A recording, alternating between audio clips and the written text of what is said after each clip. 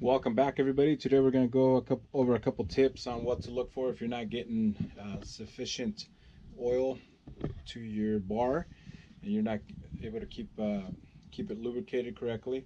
Look for some other videos there to show you some other tips on what to look for, but this is dealing specifically with the oiler itself, which is it right here. There's a couple of them.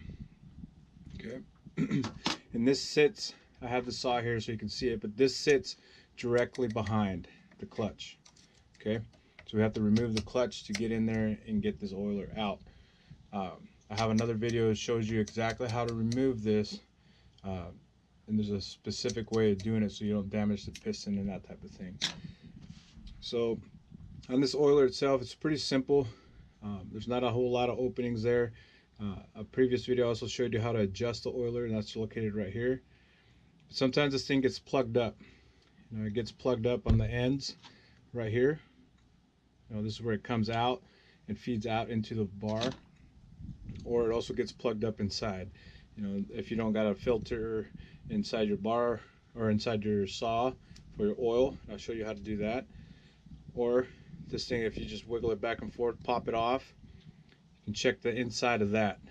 Okay, sometimes you get little sawdust, needles, that type of thing that clog it up. Or it could be directly right in here. Okay, those are the two places you want to look at. Usually what I do is you can put some air on the end of that and see if it blows out. I don't really recommend anybody else doing it, but I personally put my lips around it and blow some air out of it, and if I can feel air coming out, then it's not clogged up. The other thing is getting maybe like a little wire, stick it through there to clean that thing out, make sure there's nothing in there. You can do the same thing in here. Okay, but usually if you can see it in there, you can kind of wiggle it out, pull it out. If you go through all those and a couple other steps that I'll show you and some other tips and tricks, and it's still not getting oil, then it's time to get it replaced. There's some other issues going on down in here. Okay, so those are just some quick tips of what to look for if your oiler is plugged up and if you're not getting significant oil.